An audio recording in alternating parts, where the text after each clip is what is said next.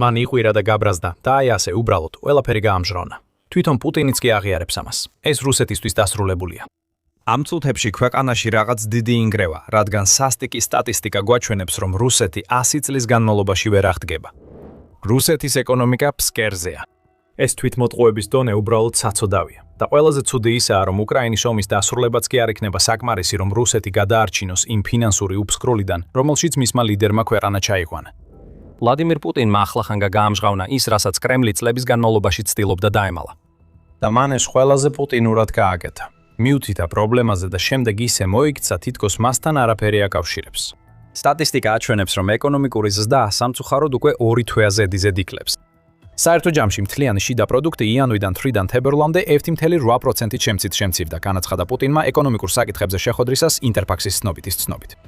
რუსეთის პრეზიდენტმა დაამატა: წარმოება და ზოგადად სამრეწველო წარმოება, ისევე როგორც სისტემურად მნიშვნელოვანი სექტორი, როგორიცაა მშენებლობა, ზარალს განიცდიან. საბოლოოდ პუტინმა აღიარა იმ ომის გავლენა, რომელიც თავად დაიწყო და რომელიც მის ქვეყანაზე მოქმედებს. მართალია, მან მხოლოდ 2026 წლის პირველი 2 თვე აღიარა. პუტინი უცნაურად ჩუმად იყო იმ ფაქტზე, რომ რუსეთის MŠP, ანუ მთლიანი შიდა პროდუქტი, 2025 წელს მხოლოდ 1%-ით გაიზარდა. მას შემდეგ რაც 2 წლის განმავლობაში ზრდა 4%-ს აჭარბებდა, ხოლო 2024 წელს თითქმის 5%-ს მიუახლოვდა. მაგრამ პატარა ნაბიჯებიც ნაბიჯებია. თუნდაც პუტინი ირიბად, გამოტოვებებით აღიარებდეს. საბოლოო ჯამში MŠP-ს შემცირება იმ საომარი ეკონომიკის შედეგია, რომელიც პუტინმა შექმნა. და რამდენიმე წუთში აგიხსნით ყველა იმ შედეგს, რომელსაც პუტინის ეს კონკრეტული გადაწყვეტილება რუსეთზე ახდენს. ჯერ მთავარი სტატისტიკა. ის 1.8%-იანი შემცირება, რომელსაც პუტინი იანვარსა და თებერვალში ასახელებს, ნიშნავს, რომ რუსეთის MŠP ამ თვეებში 1.8%-ით ნაკლები იყო, ვიდრე იგივე თვეებში 2025 წელს. გაიხსენეთ, რაც ახლახან გითხარით იმ წლის ნელი ეკონომიკური ზრდის შესახებ და მიხვდებით, რომ ეს რუსეთისთვის ბევრად უფრო საზიანოა, ვიდრე შეიძლება თავიდან ჩანდეს. რუსეთის MŠP აქტიურად მცირდება და მდგომარეობა ბევრად არ გაუმჯობესდება. უკრაინა დღეს იუწყება, რომ რუსეთის ცენტრალურმა ბანკმა პირველი კვარტლისთვის MŠP-ს 1.6%-იანი ზრდა იძინას წარმეტყველა. ჰეი, ეს პროგრესია არა? შეიძლება არც ისე იყოს. როგორც რუსეთის მეცნიერებათა აკადემია ამბობს, 2026 წლის პირველ კვარტალში წლიური შემცირება 1.5%-ს შეადგენს. ვიღაც ციფრებით მანიპულირებს. ეხლა რატომ უნდა გქონდეს რუსეთის ცენტრალურ ბანკს ინტერესი პუტინი დაამშვიდოს და განაცხადოს, რომ ზრდა მოდის? ამ კითხვაზე დაფიქრება თქვენთვის მოგვინდუედვია. დაუბრუნდეთ პუტინის კომენტარებს. მან მოიფიქრა რაიმე გენიალური გეგმა რუსეთის MŠP-ს ვარდნის შესაჩერებლად. რა თქმა უნდა არა. რუსეთის პრეზიდენტმა არც კი აღიარა, რომ შესაძლოა. უბრალოდ შესაძლოა ქვეყნის ეკონომიკური მდგომარეობა ისეთი იყოს, როგორიც არის. იმიტომ რომ მან დაიწყო უკრაინაში შეჭრა, რომელიც უკვე 4 წელზე მეტია გრძელდება და კვლავაც გრძელდება. მოველოდები, რომ დღეს მოვისმენ დეტალურ ანგარიშებს მიმდინარე ეკონომიკურ მდგომარეობაზე და იმაზე თუ რატომ არის მაკროეკონომიკური მაჩვენებლების დინამიკა ამჟამად მოლოდინებზე დაბალი. გარდა ამისა, მოლოდინებზე დაბალია არა მხოლოდ ექსპერტებისა და ანალიტიკოსებისთვის, არამედ მთავრობისა და რუსეთის ცენტრალური ბანკის პროგნოზებისთვისაც, განაცხადა პუტინმა შეხვედრის დროს. მხოლოდ შეიძლება ვივარაუდოთ, რა სიტყვიან ეს ანგარიშები. ძალიან მამაცი რუსი ეკონომისტი. ან იქნება ისეთი SWIFT-ი, რომელსაც ვერ გაუძლებს სურვილს თქვას. პრობლემა შენ ხარ პუტინ, ეს შენ ხარ. პუტინი შეიძლება მოხერხებულად იქცევა ისე, თითქოს არაფერი აქვს საერთო რუსეთის მდგომარეობასთან, მაგრამ მან ასევე გადაწყვიტა, რომ ახლა დროა ისე მოიქცეს, თითქოს რუსეთის ეკონომიკაში კარგი რაღაცებიც არის.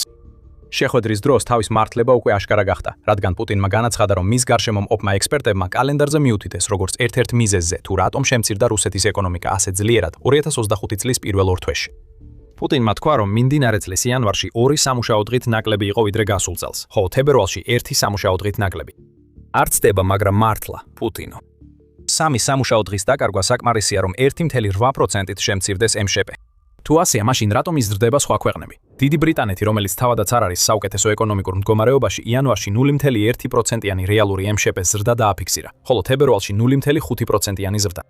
დიდად კარგი მაჩვენებლები არ არის, მაგრამ იმის გათვალისწინებით, რომ იაპონია აშეთეშტი და 7 ჯგუფი მთლიანობაში 0.1-დან 0.3%-მდე ზრდას აფიქსირებენ, ეს შეესაბამება იმას, რასაც დანარჩენ მსოფლიოში ვხედავთ. თუმცა რუსეთის ეკონომიკა 1.8%-ით შემცირდა. პუტინი ცდილობს თქვას, რომ სხვა ქვეყნებს ჯაჯადოსნურად ჰქონდათ ის 3 დამატებითი სამუშაო დღე, რაც რუსეთმა გამოტოვა. კალენდარზე დაბრალება სუსტი საბაბია და ნამდვილად არ არის საკმარისი იმის ასახსნელად, რაც ციფრებიც ახლა რუსეთიდან გამოდის. პუტინმა ასევე მიუთითა რუსეთის დაბალ უმუშევრობის მაჩვენებელზე, როგორც კიდევ ერთ დადებით მხარეზე.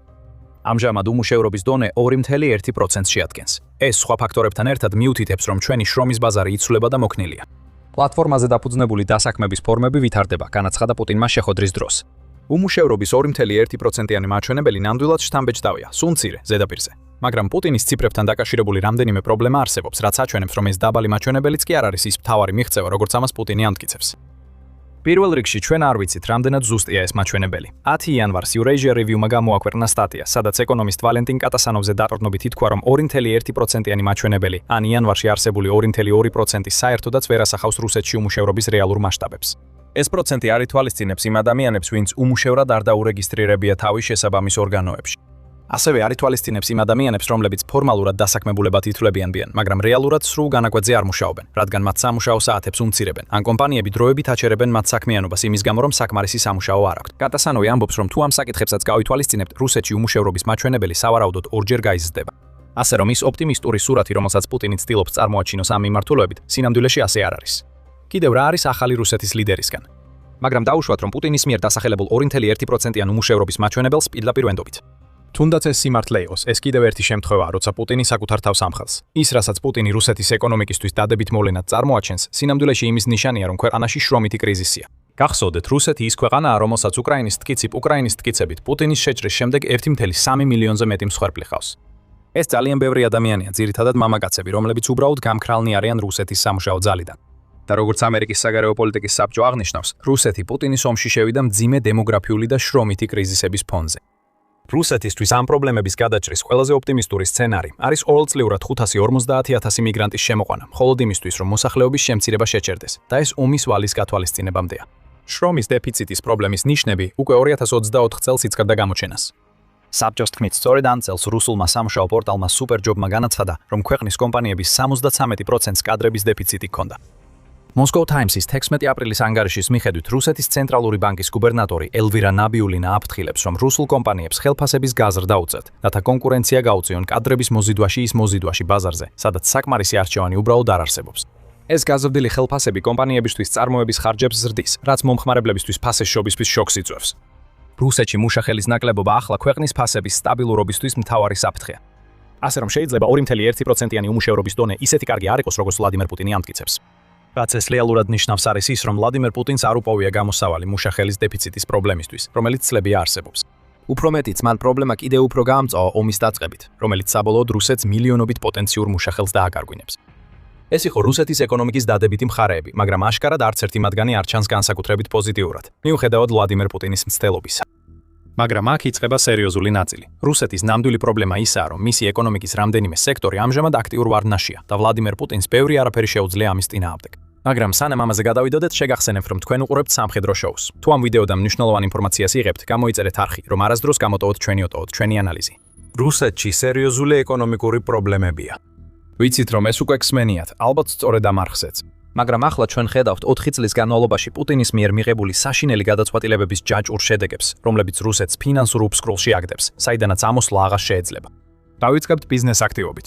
Ukraina Today-ის ინფორმაციით, რომელიც Moscow Times-ის ინფორმაციას აზიარებს, რუსეთის ცენტრალური ბანკის საწარმოების მონიტორინგმა აჩვენა, რომ ბიზნეს აქტივობის ზრდა რუსეთში კლებას განიცდის.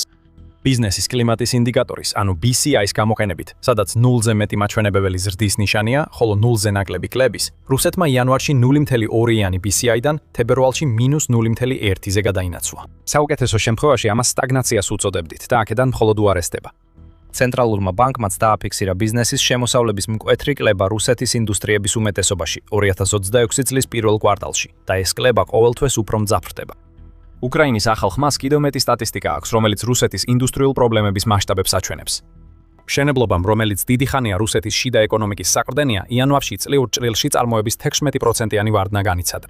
თებერვალში ვარდნა კიდევ 14% გაგრძელდა, რაც სავარაუდოდ გამოწვეულია იმით, რომ 2025 წლის მეოთხე კვარტალში ძირითადი კაპიტალის ინვესტიციები 5.3%-ით შემცირდა. რუსეთში გადამუშავებელი მრეწველობის წარმოების მოცულობა 2026 წლის პირველი 2 თვის განმავლობაში წლიურ ჭრილში 2.9%-ით შემცირდა.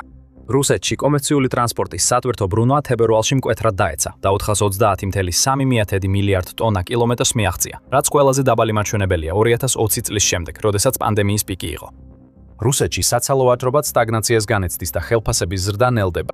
თებერვალში ხელფასების ზრდა 8% იყო, მაშინ როცა 2025 წლის განმავლობაში ეს მაჩვენებელი 13.5% იყო. ამ ყველაფრიდან ჩანს, რომ რუსეთის ბიზნესები სირთულეებს აწყდებიან. უკვე მასიური სამუშაო ძალის დეფიციტის პირობებში ისინი ახლა ფულს სწრაფად კარგავენ, რაც ნიშნავს, რომ ვეღარ სთავაზობენ იმ მაღალ ხელფასებს, რასაც ადრეს სთავაზობდნენ. ჩვენ ვიწყებთ იმის დანახვას, რომ ამ ყველაფრის გამო სასოწარკვეთილი ზომები მიიღება. რუსეთის რამდენიმე ქარხანა სამდღიან სამუშაო კვირაზე გადადის, როგორც United 24 Media-ის ცნობით 30 მარტს გაავრცელა ინფორმაცია. მათ შორისაა Isaac Artex-ი, რომელიც სამთო ექსკავატორების ქარხანაა და უკვე თავისი პერსონალის 38%-ს შემცირებულ სამუშაო საათებზე გადაიყვანა. მხოლოდ ლენინგრადში, როგორც წყარო იუწყება, 8 საწარმო მთლიანად შეწყვიტა წარმოება, ხოლო კიდევ 16-მა სამუშაო გრაფიკი შეამცირა.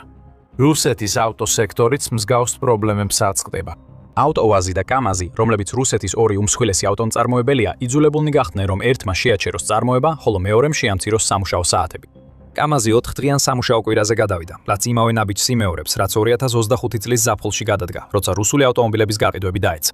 უკვე ნოემბერში რუსულმა ტანკწარმოებელმა ურალვაგონზაუდმა მასობრივი გათავისუფლების გამოებები გამოაცხადა, რის შედეგადაც მისი ზოგიერთი განყოფილების თანამშრომელთა რაოდენობა 50%-ით შემცირდა.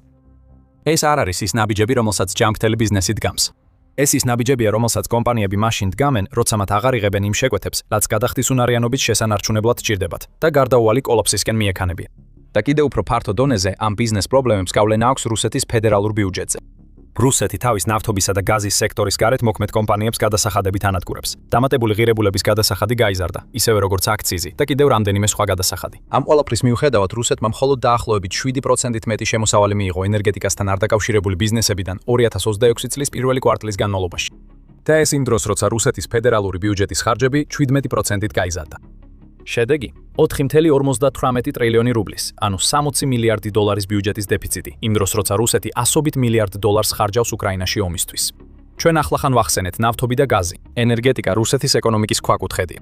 ოქსფორდის ენერგეტიკული კვლევების ინსტიტუტის მიხედვით რუსეთის ნავთობისა და გაზის კომპანიების შემოსავლიდან მიღებული გადასახადები, როგორც წესი ფედერალური ბიუჯეტის შემოსავლების 30-დან 50%-მდე შეადგენს, ხოლო ენერგეტიკული სექტორი მთლიანობაში რუსეთის MŠP-ს 20%-ს წარმოადგენს. ამ პროცენტებიდან შეგვიძლია დავასკვნათ, რომ ძლიერი ენერგეტიკული სექტორი, როგორც წესი, რუსეთის შიგნით კარგი ეკონომიკური პირობების მაჩვენებელია. მაგრამ სუსტი ენერგეტიკული სექტორი უკვე პრობლემაა. და ეს კიდევ ერთი პრობლემაა, რომელსაც თავად რუსეთი აღიარებს. აპრილის 8-ის პრეს-რელიზში რუსეთის ფინანსთა სამინისტრომ განაცხადა, რომ 2026 წლის პირველი კვარტლის ფედერალური ბიუჯეტის შემოსავლები 8,2%-ით ნაკლები იყო, ვიდრე იგივე პერიოდში 2025 წელს. არაენერგეტიკული ბიზნესების დაბეგვრით მიღებული 7,1%-იანი ზრდა სრულიად არასაკმარისი აღმოჩნდა ნავთობისა და გაზის შემოსავლების დანაკლისის დასაფარად, რომლებიც 2025 წელთან შედარებით 45,4%-ით ნაკლები იყო. ამ დანაკლისის მიზეზად ნავთობის დაბალი ფასები დასახელდა, ხოლო ენერგეტიკიდან მიღებული შემოსავლების შემცირებამ ასევე გამოიწვია რუსეთის მიერ ოქროსა და უცხოურ ვალუტასთან დაკავშირებული ოპერაციების შეჩერება 1 ივლისამდე. არც კი ოპერაცია ეპიკური რისხვის შედეგები ეხმარება რუსეთს იმდენად, რამდენადაც უნდა ეხმარებოდეს. როცა აშშ-მ დაიწყო ოპერაცია ირანის წინააღმდეგ, ირანის რეჟიმმა ჰორმუზის სრუტე დაბლოკა. მას შემდეგ აშშ-მ ირანის პორტები დაბლოკა და ახლა ცდილობს, რომ მოძრაობა აღდგეს ამ მნიშვნელოვან წყლის გზაზე. ამან პრობლემა გამოიწვია იმ ფაქტის გამო, რომ სოფლიოში ნავთობისა და თხევადი ბუნებრივი აირის დაახლოებით 20% ყოველწლიურად ჰორმუზის სრუტეში გადის. ბლოკადა ნიშნავს, რომ ნავთობისა და გაზის ნაკადი შეწყდება, რაც მთელ მსოფლიოში ფასების შოქს იწვევს. ოპერაცია ეპიკური რისხვის განმავლობაში ნავთობის ფასები ბარელზე დაახლოებით $100 ნიშნულთა მიიღო და რუსეთმა შეძლო ამ ფაქტით სარგებლობა. თუნდაც ფასდაკლებით გაყიდვისას რუსეთმა შეძლო თითოეული ბარელისთვის მეტი მიიღო, რომელსაც მისი ჩრდილოვანი ფლოტი გადააქვს, რადგან სპარსეთის ყურიდან ნაკლები ნავთობი გამოდის. 9 აპრილს როიტერსმა გაავრცელა ინფორმაცია, რომ რუსეთს თავისი მთავარი ნავთობის გადასახადიდან შემოსავალი გაუორმაგდება და აპრილში $9 მილიარდ მიაღწევს, რაც მთლიანად ახლო აღმოსავლეთში არსებულ სიტუაციას უკავშირდება. ეს რუსეთისთვის დადებითი ნიშანია, მაგრამ ესეც დიდხანს არ გაგრძელდება. თუ აშშ-ში და ირანი რაიმე შეთანხმებას მიაღწევენ, რაც ჰორმუზის სრუტის გახსნას გამოიწვევს, ნავთობის ფასები დაეცემა და რუსეთი ისევ იმ მდგომარეობაში აღმოჩნდება, სადაც სანქციები და უკრაინის თავდასხმები მის ნავთობის ობიექტებზე, ნავთობისა და გაზის შემოსავლების შემცირებას გამოიწვევს. როდესაც ეს ეკონომიკური პრობლემები გროვდება, საუკეთესო რაზეც რუსეთს შეუძლია იმედი ჰქონდეს, არის მოკლევადიანი ზრდები, რომლებიც გამოწვეულია ისეთი სიტუაციებით, რომლებიც მის პირდაპირ კონტროლს არ ექვემდებარება. როგორც კი ეს სიტუაციები მოგვარდება, რუსეთი ისევ პრობლემურ ზონაში ბრუნდება. SMASP, რომელიც რუსული ანალიტიკური ცენტრი აღნიშნავს, რომ ნავთობის მიმდინარე მდგომარეობა ფაქტობრივად ბანდაჟია, რომელიც დიდ ჭრილობაზეა დადებული. მიუხედავად იმისა, რომ მან გაზარდა პროგნოზი ურალის ნავთობის ექსპორტის ფასზე $81,6 ბარელზე აღნიშნავს, რომ ეს მხოლოდ დააჩქარებს რუსეთის ეკონომიკურ ზრდას 2026 წელს 0,5%-ით და მთლიანად ზრდა 1,3%-ს არ გადააჭარბებს. და ეს რუსეთისთვის ოპტიმისტური სცენარია, რადგან ყველა ნიშანი ახლა მიუთითებს იმაზე, რომ 2026 წელი იქნება წელი, როდესაც რუსეთი რეცესიაში შევა. პუტინი ითხოვს გამოსავალს. ეს დიდად არაფერს ნიშნავს, როცა სწორედ პუტინია ამ ყველაფრის ძირეული მიზეზი. საპროცენტო განაკვეთები რუსეთში კვლავ მაღალია და ცენტრალური ბანკი აცხადებს, რომ უახლოეს მომავალში მათ მნიშვნელოვნად არ შეამცირებს. ინვესტიციები რუსეთის ბიზნესებში 2025 წელს 2.3%-ით შემცირდა და რუსეთის ეკონომიკური განვითარების სამინისტრო მიიჩნევს, რომ 2026 წელს კიდევ ერთი ვარდნაა მოსალოდნელი. გარდა ამისა, რუსეთის კომპანიებში ინვესტიციებს მხიციებს მხოლოდ თავად ეს კომპანიები ახორციელებენ. ეხლა როგორ ფიქრობთ, რა ხდება მაშინ, როცა ეს ბიზნესები მოგებას ვერ იღებენ? ისინი ნაკლებს აბანდებენ, რაც ნიშნავს, რომ არ იზრდებიან და შედეგად რუსეთის ეკონომიკას კიდევ უფრო მეტი სირთულე ექმნება. რუსეთისთვის არ არსებობს არანაირი შემამსუბუქებელი ფაქტორი, არც დაჩქარება, რომელიც ეკონომიკურ არტგენას გამოიწვევს. ყველაფერი, რაც პუტინმა შექმნა, არის პრობლემების მთა, რომელმაც რუსეთის სასიკვდილო სპირალში ჩააგდო. და ერთადერთი გზა, რომ რუსეთს კონდეს რაიმე შანსი ამ სპირალიდან თავის დაღწევის, არის ის ერთადერთი რამ, რასაც პუტინი არასდროს გააკეთებს: უკრაინის ომის დასრულება. მაგრამ ახლა უკვე ესეც კი ნაკლებად სავარაუდოა, რომ რუსეთს გადაარჩენს. Moscow Times-ისთვის დაწერილ საავტორო სტატიაში ვასილი ბუროვი, რომელიც ესტანტო ლაბის საკონსულტაციო ფირმის დირექტორია, და ანდრეი იაკოვლევი, რომელიც ჰარვარდის უნივერსიტეტის დევისის ცენტრის ასოცირებული მკვლევარია, აღნიშნავენ, რომ რუსეთის ეკონომიკური პრობლემები ბევრად ადრე დაიწყო, ვიდრე პუტინმა თავისი შეჭრა წამოიწყო. რუსეთმა იარაღი აირჩია კარაქის ნაცვლად ჯერ კიდევ 2022 წლამდე. წელს ეს დუეტი და აღნიშნავს, რომ პუტინი წლების განმავლობაში კონცენტრირებდა რუსეთის ძალაუფლებასა და რესურსებს რეგიონულ ელიტებზე, კრემლის ახლობლებსა და დიდ ბიზნესებზე. ეს ნიშნავს, რომ უბრალო ხალხისთვის არც მაშინ ბევრი რამ რჩებოდა, რაზეც შეიძლებოდა ებრძოლათ უკრაინის ომამდე და ახლა კიდევ უფრო ნაკლებია. რუსეთს ქრონიკულად არასაკმარის ინვესტიციას დებდა სოციალურ სერვისებსა და ინფრასტრუქტურაში.